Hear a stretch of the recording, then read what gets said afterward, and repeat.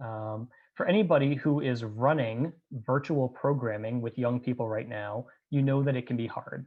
Uh, and our traditional models are not really made for doing Zoom programming. And the reality is human beings aren't necessarily made for Zoom relationships.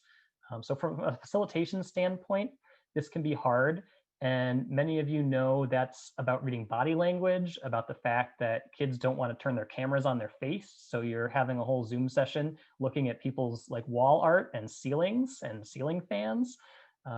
You know that there's just a kind of a lack of authenticity that comes with those relationships that happen over Zoom and the conversations. It's the same reason why we can't really have relationships via text with kids. We need to have some kind of contact that is not just digital. But in the moment we're in, how can we best use the digital tools that we have? And there are pros and cons. So I think one of the pros of digital engagement is even though you're not going to see as many kids, and I promise you, you will not see as many kids with virtual engagement as you will with in-person activity, the kids that do engage are your committed kids, and you can go really deep with them. And so there's this opportunity to draw in and dig down into the meaning of our faith, what we can draw out for the lives we live today. And that's really important. I talked a little bit about the advocacy role that we can play using digital tools. So we can, from sitting on our computers while we're on a Zoom call together, we can co-write a letter to our elected representatives and then all hit send together. And our elected representative gets 15 emails from our youth about this issue that's important to us. The digital world also allows us to access some difficult to reach populations. And so when we think about who traditionally attends our mission trips, whether they're for youth or intergenerational or whatever they are, there are people that probably get left out. I know that I have led intergenerational mission trips with older adults that are excited about going and building a house in Appalachia, but they're really nervous about being far away from a hospital because they have a pacemaker, or they're really nervous about sleeping on a bunk bed with a mattress a quarter of an inch thin. Um, and so they can do the work all day, but some of the other aspects of the traveling mission is tough for them. And the Zoom opportunities, the virtual opportunities give them a way to engage.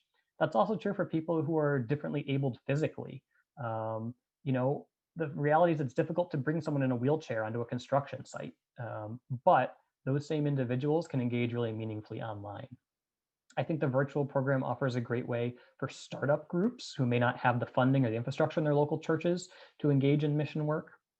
I think it's also a great way to engage our distant alumni because in too many of our churches, when you turn 18 and you graduate from high school and you go off to college, we say goodbye and then you're a creaster. If we're lucky, we see you again on Christmas and Easter.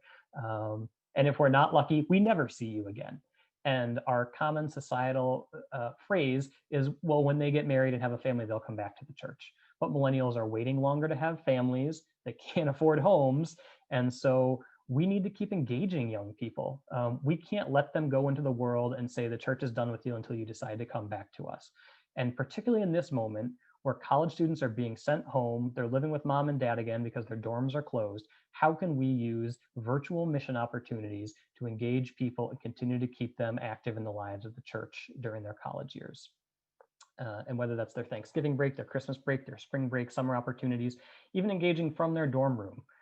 Can we use the digital tools available to us to continue to engage those populations? There are drawbacks. People are tired of using Zoom. It's tough to get high engagement levels. The human connection element can be missing and reading body language.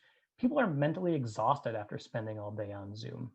And oftentimes it takes multiple reminders by a youth leader to parents to get people to engage. And many of you probably know that because if you want a kid to show up on Zoom, it involves like a text to mom that morning and a text to dad later in the afternoon, right? Um, there are also accessibility issues with the virtual setting. Those who are visually and hearing impaired, we may need to make special adaptations in order to meaningfully minister to them with mission and service.